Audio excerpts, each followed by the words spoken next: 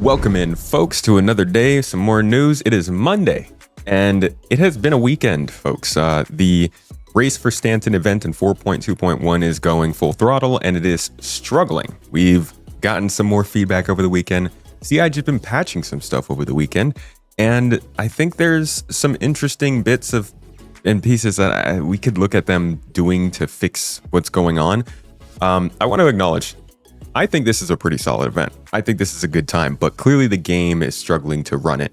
I think this is kind of starting to show that the Star Citizen team might be stretched a little thin in this year of content, primarily. I know playability is the overall goal, but content has been what has been people's faces for the most part. And when that content comes out and has struggles that seemingly should have been taken care of, I think it points to the fact that they just don't have enough people working on this to prepare ahead of time, to go back and fix things quickly, when Squadron 42 is getting the majority of the focus. So let's jump into what's going on and what people are saying about it. One of the updates over the weekend actually was meant to spread these contracts out that you're getting for these missions more, but, well, it's not exactly fully working.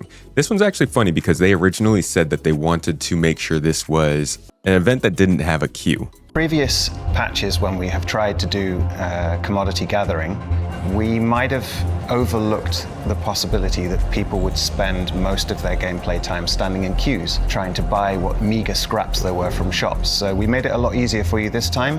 It's not available in shops anywhere. But it was also kind of a dick move in, well, making everybody go to the same places for these events. So people are still queuing up. It very much is indicative or reminiscent of previous updates and previous events or sandbox activities where people would be waiting in line. I think there was actually a really good post here on the subreddit that somebody made that put this one here by Nightbird. He put, basically, this is the queue from, this is the literal episode we just watched, and here's the people lining up. It's unfortunate, but it indicates that the team, while there is some kind of glitch sending people to the same location, might not have expected that these ground locations would get overloaded with people. I don't know. This is also they're not using distribution centers, and distribution centers were originally brought into the game because, well, they're distribution centers, and they were meant to be a center of gameplay for all the things that we would want to do in the game, from cargo to breaking in and stealing stuff to even some mining, multitudes of missions and opportunities, variety of owners, strong military presence, hostile gameplay. There were a lot of reasons to be excited for these and a lot of things that we kind of expected them to do with these. Now, I don't think they're done with these. Obviously, the first expectation is, they've moved on, they've forgotten about them. Very typical CIG. I do believe that these are still going to be hooked into the underground facilities that they're also talking about for 4.3. If you look at how underground facilities were originally created, you can see that the underground facilities were originally looking like distribution centers, and you can tell that what they're doing is trying to combine them. So there's going to be an underground portion of the distribution center that we already know and see when we go inside and, the whole lobby. So we recognize all that, but they're not using them. And I think that if they had enough people, we would have seen these updated earlier in the year to be ready for an event like this, because this isn't a one-time thing. These economic trade routes and things that they want us to do are going to be long-term sandbox more than just a specific event, something that's spurred on by the economy and supply and demand. So that's a big thing that I think they could have done, but it's a show that they don't have all the resources they need to make these releases fully featured. Another big problem that we're seeing here is that cargo elevators can be glitched pretty easily. Shout out to Actheon for making this post. This is a problem that comes up often. And what you can do is if everybody leaves the area, sometimes these cargo elevators will self-fix, but if nobody is leaving, then they'd never fix themselves. And maybe they will, maybe they won't, but ultimately they're running into a lot of errors where they're breaking and people can't get the cargo out. Whether this is because somebody was able to purposefully put something in the elevator or on top of it to block it from functioning, or the game is just breaking itself, doesn't really matter. The fact is the freight elevators, which are the central component of this event, are breaking. And these things, these elevators have been around for almost a year. They need to get these figured out. I think this should be the catalyst that finally gets them to fix freight elevators, because these are a very important, integral part of the game that everybody basically needs to use at some point, and they are still having problems on these ground locations. A couple other things that have been happening are armistice zones complications. That's something that I have really had a problem with. I don't like armistice zones. I understand why we have them, but I think that Star Citizen needs natural deterrence to replace them. AI turrets, security that's always roaming, and obviously better reputation. I mean, like, reputation and crime stats should allow us to defend ourselves at these locations. What ends up happening is somebody can come and grab your boxes, put them on your ship, and because it's an armistice zone, you can't really defend against it. But on top of that, sometimes your tractor beam will just stop working because you're not on a landing pad, or you're on somebody else's ship, you're trying to use your tractor beam, and the armistice zone blocks it. This is where I think we run into problems with things like PvE servers or star systems, in the sense that, like, this is the PvP that people want to avoid, is somebody tractor beaming their box and taking it from them, or even tractor beaming a box and hurting them with it, right? If we were to lock out all gameplay like that, we would be dealing with complications around this kind of stuff a lot more. So I think that Star Citizen needs to focus on natural deterrence and figuring out how to make sure that people aren't going to do bad things in good places. But that's what we do, because we're humans. There's also, like, abandoned ships get protected. It is one of the most annoying things. So what you'll find is that, I think I saw a post of this somewhere here. Yeah, so this is like one of these scenarios where you could die or something can happen, but your ship gets left here and nobody else can park there. You can't get inside because it's locked. The armistice zone protects it from you doing anything to really get it out of the way. Even if you nudge it with another ship, you get a crime stat. Millions of AUEC and fines. It is a very silly, short-sighted design problem, in my opinion. I think that at this point, the game needs to start assigning towing missions and contracts to ships that have been left on landing pads unattended for too long.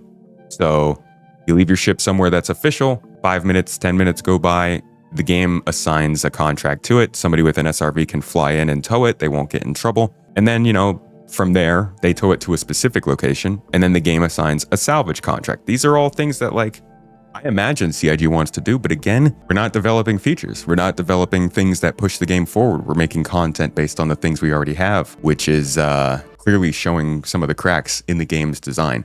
I don't think this is a huge thing that is too difficult to fix, but I do think that this is a problem. And at some point, probably, since shields block tractor beams, maybe this ship just automatically disables its shields at some point, and you don't even have to get a contract. You can just tow it away and you won't get in trouble. I also think maybe if the player is still on the ship but has been unattentive or hasn't done anything for a little while, you can also then give them a countdown on the screen to let them know, hey, by this time, you need to do something or else people are going to start moving your stuff because you're in the way. I think that's a pretty important part of it. Another thing that has been popping up with this is just that, like, the group play is really fun. It's a good time. And I think for the most part, you should try doing this for the fun, right? In the gameplay. But the way that the game splits up the rewards across all the players makes it so that nobody really wants to play in a group if they're going for just the rewards. And I think we need to figure out a better way to make sure that people feel properly rewarded for working in a group rather than handicapped because they're missing some of their progress. But like I said, I think this is a good event. I think it's just running into game design issues. If the game was working properly, I think this would be a fun time. If not, something that should be happening all the time, just running dynamically. The feeling of going into these locations to drop off goods and see other people there and see ships coming and going and people just be busy, it makes it feel kind of MMO. It makes it feel like it's a busy, happening environment. You don't really get that too much with the game this big and only 600 people in each instance. So I think that they're onto something here, and I think this is a pretty cool time. I've been having a good time. I've run into a few problems here and there. I, for the most part, have been having a blast with this one. But I'm one person of many, and many people are not having a good time. So consistency is key.